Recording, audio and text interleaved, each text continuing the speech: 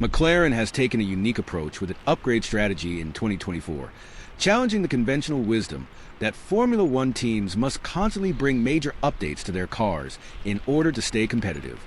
The general consensus among teams is that failing to introduce frequent upgrades can result in a gradual decline in performance. However, McLaren's impressive progress this season, with the MCL38 emerging as one of the fastest cars on the grid, has come from a strategy that differs from its competitors. While most teams have been relentlessly focused on enhancing their car's downforce by frequently introducing new floor designs, a critical area for unlocking performance, McLaren has stood out by sticking with the same floor it debuted at the Miami Grand Prix. Instead of chasing major downforce improvements, McLaren has concentrated on smaller, targeted modifications to other parts of the car, such as the front and rear wings, brake ducts, beam wings, bodywork, and suspension elements. This method may appear conservative at first glance, especially since other teams are pursuing significant gains through constant floor redesigns. However, McLaren's decision to stick with a well-understood package has yielded significant benefits. By maintaining consistency, they can confidently maximize their car's performance each race weekend, avoiding the complications that often arise when introducing untested components. Meanwhile, rival teams like Ferrari, Red Bull, and Mercedes have struggled at times with integrating new floors into their setups. As Red Bull team boss Laurent Mekies explained, their pursuit of incremental gains sometimes backfired, leading to unexpected slowdowns.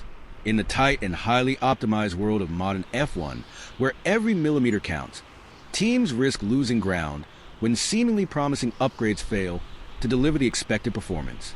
This growing trend of floor-related issues has prompted other teams to reconsider their upgrade strategies. Aston Martin team boss Mike Crack recently noted that his team is carefully evaluating whether it might be wiser to adopt a more cautious approach, similar to McLaren's. He highlighted how McLaren's upgrades have been smaller and more calculated, yet still highly effective, prompting his team to reflect on their own development process. However, some question whether McLaren's approach is truly the golden formula. For one, although McLaren claims to be running the same floor design from Miami, it has made subtle tweaks to the floor edges, according to F1's upgrade submissions. While these changes may seem minor, in a sport where the smallest adjustments can have significant impacts, fine-tuning an already effective component can lead to considerable performance gains without the need for a complete overhaul. Additionally, F1's regulations only require teams to disclose major aerodynamic and bodywork changes. This leaves room for teams like McLaren to make unseen modifications to parts like the underside of the car, where tweaks may go unnoticed by rivals. McLaren has likely been refining its setup in ways that aren't immediately apparent, further enhancing its car's capabilities while keeping competitors guessing. Another advantage for McLaren is its current position at the front of the grid.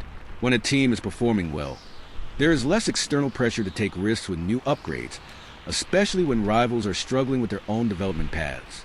In essence, McLaren's approach of sticking with what works creates a positive feedback loop, where their advantage remains intact while others stumble in their quest for gains. McLaren's chief designer, Rob Marshall, has emphasized the importance of being deliberate with upgrades. He explained that sometimes it's better to hold off on introducing small improvements and wait until a more comprehensive package is ready. This allows teams to ensure that the various components are optimized together, rather than risking incompatibility between individual upgrades. McLaren's strategy this season demonstrates the value of a carefully measured approach to car development. By focusing on refining known quantities rather than constantly chasing large, uncertain gains, the team has managed to consistently perform at the highest level. As other teams begin to reflect on their own upgrade strategies, McLaren's success may well inspire a shift in thinking across the paddock.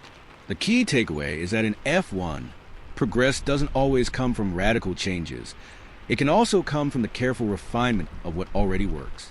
Hello McLaren faithfuls. If you loved this video, make sure to hit that like button, drop a comment below, and subscribe so you never miss any McLaren F1 updates with relaxing ASMR elements. Your support is what keeps this incredible community growing stronger every day. Let's continue the conversation and share our passion for McLaren F1 together. Discover my journey as a passionate creator, navigating life with challenging disabilities. Despite the obstacles, I'm determined to follow my dreams and share my love for McLaren and F1 with the world. By becoming a patron, you'll not only be supporting my dream, but you'll also gain access to exclusive content, including untold stories of legendary F1 drivers and much more. Your support can truly make a difference in my life, helping me continue to do what I love. Click the link below and enjoy.